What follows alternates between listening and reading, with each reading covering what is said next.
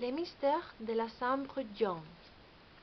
Un matin, plus exactement le 26 octobre 1892, alors que je parcourais distraitement les lignes de mon journal, mon regard fut attiré par un gros titre. Un crime surnaturel. Intrigué, j'ai poursuivi ma lecture. Un crime affreux vient d'être commis chez le professeur Stangerson. On a tenté d'assassiner sa fille. Le médecin ne répond pas de sa vie. Je connaissais les Stangerson pour leurs recherches sur la dissociation de la matière. Je savais que dans le monde des sciences, leur réputation était solide et que leur long séjour en Amérique leur avait valu une notoriété mondiale. Je fus donc bouleversé.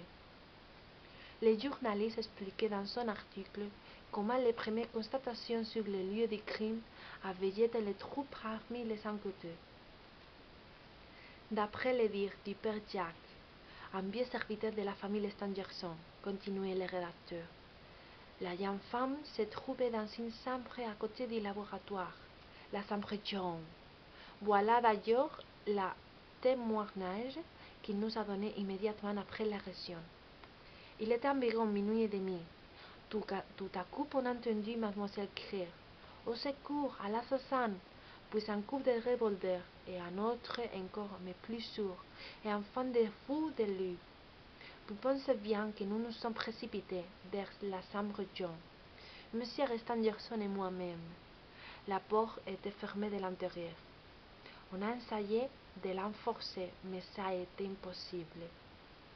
Quelques minutes plus tard, Bernier et sa femme, les concierges, attirés par nos cris, nous ont rejoints.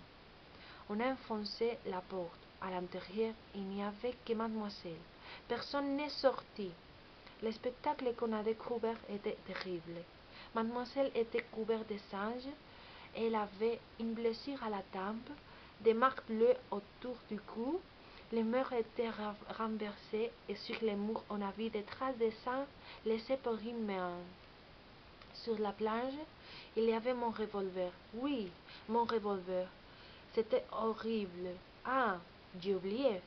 La seule fenêtre de la chambre était elle aussi fermée de l'intérieur, et on a retrouvé des traces de pas faites probablement par des savotes, un béret et un mouchoir. C'est le diable. La bête du bon Dieu a crié toute la nuit. Il n'y a que le diable à pouvoir passer à travers les murs. Frédéric Larsan, le fameux inspecteur dont la réputation n'est plus à faire mais l'enquête. Ma lecture fut interrompue.